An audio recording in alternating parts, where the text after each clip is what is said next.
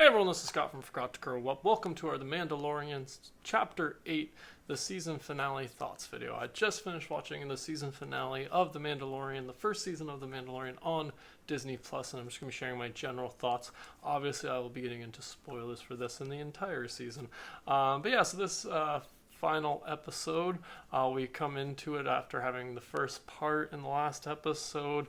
We ended off last episode with the Baby Yoda, or the child, being taken by some scout troopers, and the team of Mando, Cara, and Karga,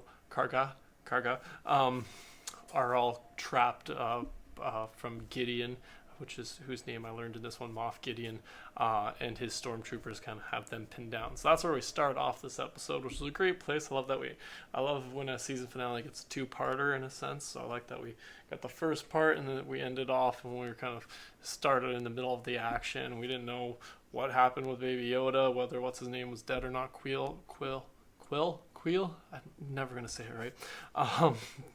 But yeah, so that's where we start off this episode, and then we start off, or where we started off going into this episode, and then we see right at the beginning, we see the couple scout troopers that had taken Baby Yoda, and they get to a checkpoint, and they just start shooting the shit and bantering, which I thought was a fun little thing. And when I noticed at the end of this episode that Taika Waititi was the one who directed this episode, it made a whole lot of sense why we had a couple stormtroopers bickering for a few minutes, hitting Baby Yoda, which is just not forgivable, which is probably why they end up being, killed by IG-11, which was a great little scene. Seeing IG-11 comes out to somehow got there really quickly. That's the part that was a little confusing, was they sped away on the speeder bikes and somehow IG-11 caught up to them, but that's not really that important. Maybe he had his own speeder bike. No, he took one of theirs. So that part was a little unclear. Maybe he wasn't on the ship the whole time. Maybe he was already making his way to town. Anyways, but that was still fun seeing IG-11 come in, taking out these two clone troopers, or these two stormtroopers, I'm sorry.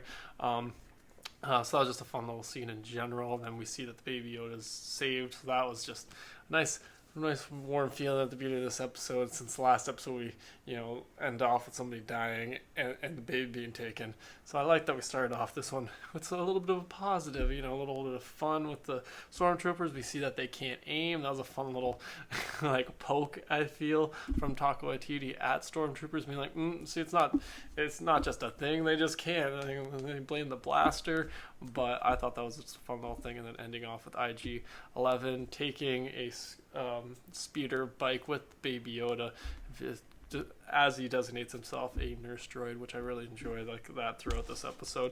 And so that was this little line he said to Baby Yoda, that was unpleasant. I'm sorry you had to see that. And that was just that's a very Taika Waititi kind of line to add in there, I feel, too. But that was really fun. And then we kind of shift back and to the team who are still pinned down, and Moff Gideon decided that all his troopers weren't enough. He had to pull out this big giant, what they call the E-Web, which just looked like a giant cannon, which is pretty much just like a rail gun, or a what's the other one? I can't remember the name. But yeah, so that was just a fun little bit to add in to see a little bit more, more Star Wars weapons and stuff, but to see them kind of be a little more pinned down. I like that Mando brought up the Mandalorian tunnels as a way for them to escape, and the fact that nobody else knew about them, so that which makes sense since the Mandalorians were hiding in them. But that was just a fun little thing that they tried to use to escape at first, and that doesn't work because they can't get through the grate. And then we see I'm sorry. Then we see that they're kind of talking, and then we get a little flashback. We actually finally get to see the full flashback of Mandalorian, of Mando being rescued by the Mandalorians when he was a kid, when his parents were killed by what looks like a droid attack. Well, it doesn't look like it was a droid attack on his home planet. And so that was a fun little, finally get to see that full scene and see that he was rescued and be able to see all those Mandalorians kind of kicking some ass. That did come and rescue him. It is unfortunate, obviously, that his parents had to die for him to be rescued by Mandalorians, but still, it was a cool scene. And I like that they also kind of say in this that Mandalorian isn't a race, that it's a creed, which is a kind of fun little thing. We've all kind of understood that, I felt, up to this point, but it's kind of interesting to see that in the universe, in Star Wars itself, it's not common knowledge in a sense that Mandalorians are necessarily from Mandalore. So that was a fun little thing that we learned in this episode. And then we get one of my favorite parts of maybe this whole season, but particularly this episode, which is we flip back to IG-11 on the speeder bike with the baby Yoda, and he's like, well, he contacts the team, and he's like, well, I gotta do my mission, and he just storms into town on the speeder bike, taking out stormtroopers left and right, and just know the word for it, storming through, wrecking through all these stormtroopers while he's on a speeder bike, while still protecting the baby Yoda, which I really love that they particularly took the care to show that he was still caring about the baby, even though he's going into attack and take out all these stormtroopers. It's a very dangerous situation, but like this, even the fun thing, like he's on the speeder bike at first and baby Yoda's on the front of him, and he just turns him around and then turns his head back, and I'm like, nice, there we go. That's how you use an IG unit in a Star Wars episode, or a Mandalorian episode. But I just really loved that. That was just a little great scene, just seeing him, trying to save the team by taking out as many stormtroopers as he can, and then they kind of get overwhelmed because there are a lot of stormtroopers. The team tries to go out and help, but Gideon manages to get to pretty much blow up something in front of the Mandalorian and giving him a really bad injury, which are like at one point in this episode, for a moment, they give you a little like fake out in a sense, being like, oh, are we going to lose the Mandalorian in this one? He's offering to sacrifice himself, be left behind. We see he's got a big old, we see Cara reach behind his head and pull out the handful of blood, which is, you're always like, oh, that's never a good sign. This is TV.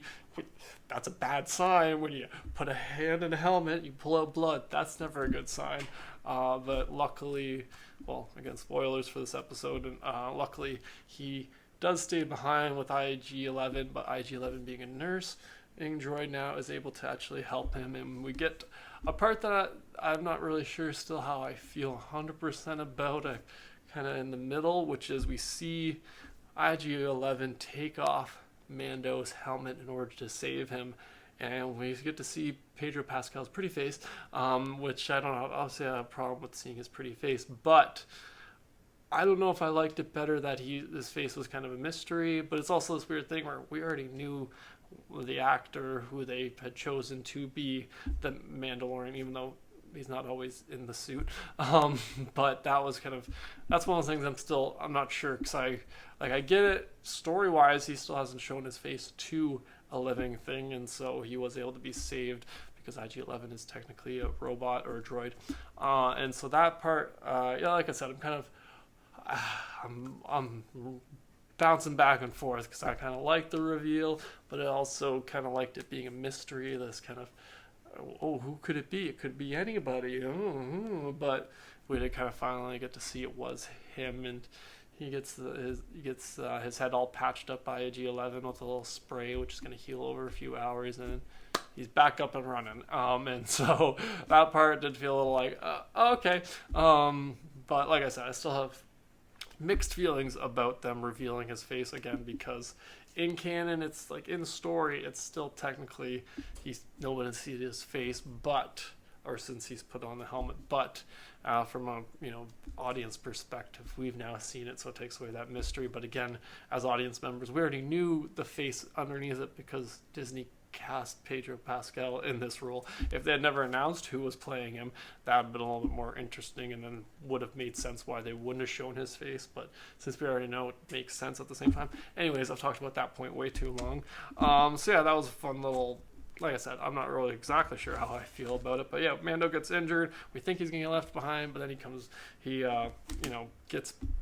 gets healed by IG-11, and then we see, or before that technically happens, we do see a really cool scene, which we see a flame trooper, a fire trooper, a stormtrooper who's got some red, and he's got a flamethrower, and it was awesome. And he starts to burn down the place where they were hiding out. I don't know if it's exactly a bar or not. It's just the place where they met up with the Imperial officers before. But that being said, it was really cool to see this, the flame fire trooper guy, and then seeing Baby Yoda do a little bit more of his Baby Yoda thing, which was use the Force to stop some of the fire, and then shoot it back at the flame trooper and blow that guy up. And I'm like, oh yeah, Baby Yoda, that's what I'd love to see you do. And I love that they still are keeping in that anytime he does use his force power, he immediately is kind of exhausted. So I love that it takes a lot out of Baby Yoda to use the force, and so that way they can't use it as a thing like, oh, why doesn't Baby Yoda always do it? Like at one point Karga even asks like, hey baby, would do the hand wavy thing, and obviously the baby can't at that point because Baby Yoda can at a point because he's already kind of wiped out from having stopped that fire. So I just really like that they kind of stay consistent with that throughout this season so far, that the Baby Yoda hasn't gotten stronger yet. He's a little bit more, stronger in the sense that he can use it easier, but not stronger in that it still takes a lot out of him, which I really enjoy as a little thing. That way he's not too overpowered in a sense. But also, that was just a really fun scene to see. Mando removes IG removes Mando's helmet. Where am I? Oh, next, so they're escaping through the tunnels, and they find a pile of Mandalorian armor. And that was just like, oh no. Oh shit. And then we see the armor lady, the lady who made all of his armor.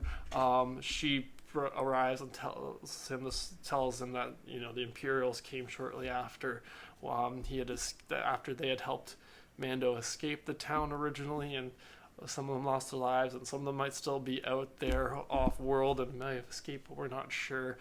So that was a little sad to see that a bunch of Mandalorians died. But it was also kind of a fun little thing to leave it a little bit of a mystery now that they're even less, and that they're not as common. This isn't a thing that he can just go back to. His plan was to go get the Mandalorians to help him escape, or to escort him to help escape with the Baby Yoda. And so I kind of like that it was introduced at least as a story thing, that he can't just turn to the Mandalorians at any point and just ask for their help, pretty much having a backup army in a sense at his disposal at all times. So it sucks that they all had to seemingly die in order for that to happen, but it's still kind of a fun little, like I said, an interesting, I should say, story beat, which is particularly going into the second season, or ending off the first season going into the second season, which we do know is coming. So that was really just an interesting thing. And then we get the armor lady. She tells Mando about the Jedi, but in a very vague way, that Mando thinks that Baby Yoda's race in particular, are the only ones who are Jedi, or the only ones who have this ability, which I thought was really interesting, that he's still, I don't want to say naive, but unaware that the Force is, in everyone, and that there are more Force users. I really love the detail of that in this, that, in the original Star Wars, it's not the most common thing, because once the Empire rose up, they pretty much suppressed and buried a lot of the information about the Jedi in order, to prevent an uprising, a return of the Jedi, if you will. And so I really like that they kept with that. Nobody here really understands what the Force is. Even the armorer who's explaining it doesn't exactly explain it in a way that makes it clear to Mando, or even clear to us, that she is aware that Jedi are more than just Baby Yoda's species. But I do like that they refer to them as sorcerers and stuff. So and refer to the fact that they had fought Mandalore before in the past. So I really just enjoyed that little bit, even though it's a little bit expository, is that the word for it? It was just some exposition for sure, but I still like that kind of exposition, and the way that it kind of came out in this kind of not confusing to us necessarily, but Mando was a little bit confused, and that would make sense, because if you're just told Jedi and don't have a base knowledge of it, like us as audience members who watch Star Wars do, because if you're watching Star Wars, you have probably a brief idea of what a Jedi is, but in a universe where maybe you never heard that story or never grew up being told stories of Jedi or space wizards, then you know nothing about them. You wouldn't know about the Force. So that little bit I really enjoy, because I like exploring this. I love the Force, but I also love it as being a mystery to everyday people, and them just being like, wait, what? Whew. And Baby Yoda just be like, yeah, this is my thing. Oh, I'm gonna take a nap after I do it, but this is my thing. So I really just really enjoyed that little bit. And then the fact that she kind of assigns Mando to that it's she pretty much says it's his responsibility. Well, not pretty much. She does say it's his responsibility to either, raise the child till it becomes of age or return it to its species. So I really like that we're going to be pretty much hinting that next season is us following Mando, trying to learn about the Jedi and where Baby Yoda's race in particular came from. So I am so excited that was the thing. Like, obviously we learned this information before the episode's over, so it's like, oh, something bad could happen. But spoiler alert again for the episode, they do make it out in the end. So I do love that she did set him up. Again, it's very expository the way they do it, but I do like that we set up that it is his responsibility, part of his creed, to be, pretty much raise the kid until he can, either return it to his race or till the kid's old enough to handle himself. So I really just love that was introduced, and that's pretty much what's setting up pretty much the premise for next season. But yeah, and then Mando also gets his a Mudhorn sigil, which I thought was a cool and kind of makes a fun little thing. Like, okay. And then he also gets a jetpack in this episode, which I was like, oh yeah, he's got a jetpack. And she does say one thing though, the armor, when she gives it to him, that it's going to take him some time to like be able to use it and for it to always listen to him. And then he uses it at the end of this episode seemingly pretty easily. Maybe it's just because he did only turn it on and off twice. So maybe that's like the fact that he wasn't able to actually like fly around. Maybe that's what she was implying, but that was a little bit, it's cool he got it. A little interesting that she said that he would need to train before being able to use it. I guess maybe she was implying before he was able to use it properly and then he uses it. But anyways, that's one of those things I'm not going to pick out too much. But yeah, so that was interesting. What else do I've got down? Oh, and then we see the armor beat up some stormtroopers using just her hammer and tongs, which was cool. And took long enough. Well, it was a cool way to end off this season, particularly since we don't know when we'll see that character again. So that was fun. What else do I have written down? Oh, we see an R2 looking unit with arms and legs at one point who helps them, who's like a boat ferryman. And that was just a cool little thing, because I don't think up to this point we've seen R2 looking unit having arms and legs type things. They tend to just be the ones that, like that guy. Oh, that's probably blocked by the picture. My bad. I was talking about this guy. This guy. But yeah, so that was a fun little thing to see. And then we see that unfortunately IG-11 has to sacrifice himself in order to save the team, because there's a bunch of stormtroopers waiting to like ambush them, and IG-11 self-destructs in order to take them out, which that scene was great. I thought, like, particularly between him and Mando, him calling out Mando for being sad, being like, I'm a nurse droid, I've analyzed your voice, you're sad, and just being like, this is the only way I can, my primary mission is to protect the child, but we can't get out of this with me being alive and the child, so I'll sacrifice myself if you promise, Mando, to protect the child. Which I'm like, way to go, IG-11. And I like that Mando seemingly has started to trust droids, at least, or started to build a little bit of trust, because he didn't want IG-11 to sacrifice himself. He wanted him to still stick around, probably because he is a kind of ace in the hole for just taking out a bunch of stormtroopers. Like, one of his versus 100 stormtroopers is like nothing, it seems. But still, that was a nice little sacrifice to see.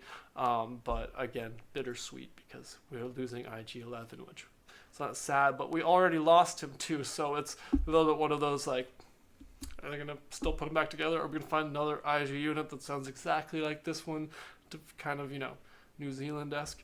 But yeah, that was just a nice little kind of nod, and a nice little exit for the IG-11 character, I think, too. Being able to sacrifice himself, redeem himself in the eyes of the Mandalorian who shot him in the head at the beginning of this season. So that was fun. And then we see the last scene, the team, just after they get past all the stormtroopers that IG-11 took out, they get attacked by Gideon, who's flying around in his TIE fighter, and you're like, how are they going to get out of this one? And then Mando does the thing which I wasn't expecting, which is he puts the jetpack on and is able to use it to grapple. He's able to, just like I said, turns it on to shoot above it and get close enough to grapple the TIE fighter, which I thought was a really cool scene. And just seeing Mando just flying around on the outside of a TIE fighter trying to get a one of his, is a thermal detonator stuck to the side of it, or just a grenade of some kind of explosive that he wanted to get attached to it. But yeah, that's just a fun scene to see. I love that Mando uses his stuff when he has it. You know what I mean? Like, he's got a grapple. He's used it in this season and stuff like that. He's got his different explosives and stuff. So I love that he's not just, blast and stuff. He does have these different this different equipment that he does actually utilize. So I liked seeing that. And then he takes out Gideon's ship, and they're all happy. They all part their ways. Mando's off to go help take Baby Yoda back to his species, which I guess he'll have to learn about that first. And then we see also that Kara kind of agrees to stay in town, maybe being an enforcer for Karga. So that was a really fun kind of way to leave off the season. I like these types of season endings where we're not left on like a big cliffhanger, but we're left in a what I would call an open-ended way where, if we didn't get a second season, even though we already know, if we didn't, it'd still be an okay ending. But the fact that we are getting a second season and it's not like a big kind of, if we hadn't gotten this episode and then left it at last episode, that's the type of cliffhanger I would have hated.